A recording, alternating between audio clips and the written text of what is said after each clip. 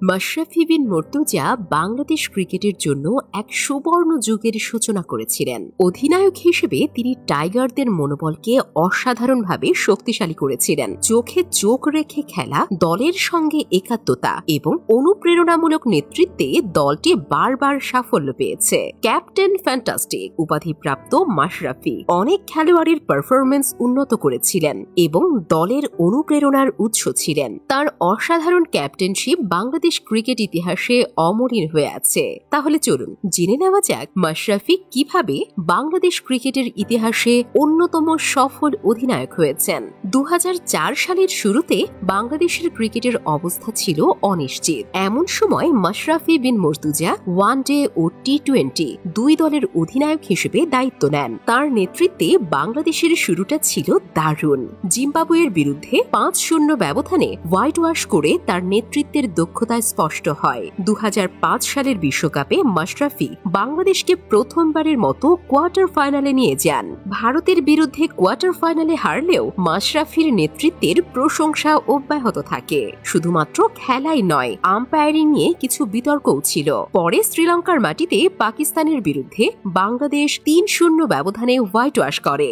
এই সিরিজে টি-20তেও পাকিস্তানকে পরাজিত করে বাংলাদেশ। পরবর্তীতে ভারতের বিরুদ্ধে টি-20 সিরিজে হারলেও বাংলাদেশ আইসিসি চ্যাম্পিয়ন্স ট্রফিতে খেলার যোগ্যতা অর্জন করে।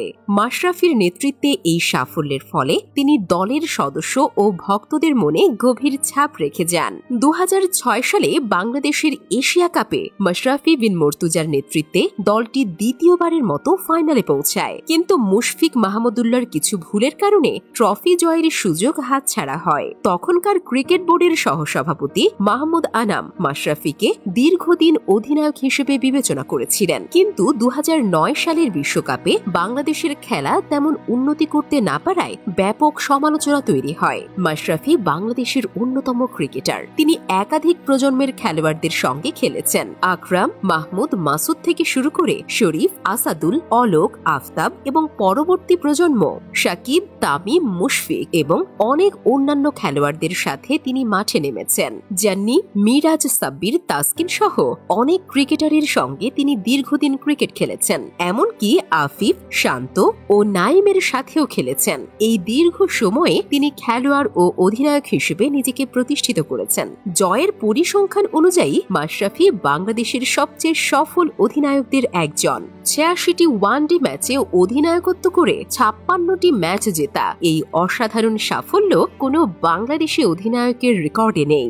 বিপিএলেও তিনি 4টি শিরোপা জিতেছেন। সর্বমোট 117টি আন্তর্জাতিক ম্যাচে তার অধিনায়কত্বে বাংলাদেশ 61টি জয় পেয়েছে। 2004 সাল থেকে নরওয়েল এক্সপ্রেসের নেতৃত্বে 16টি ওয়ানডে সিরিজে 11টি জয়ের সঙ্গে তিনি বাংলাদেশ দলের জন্য লড়াইয়ের মানসিকতা তৈরি করেছিলেন। হাঁটুর আঘাত সত্ত্বেও দীর্ঘ 10 বছর দেশের জন্য অবিরত অবদান রাখা মাশরাফির অভাব এখনো অনুভূত হচ্ছে। বর্তমানে তিনি ক্রিকেট থেকে কিছুটা দূরে থাকলেও বাংলাদেশ ক্রিকেটের সাথে তার সম্পর্ক অটুট।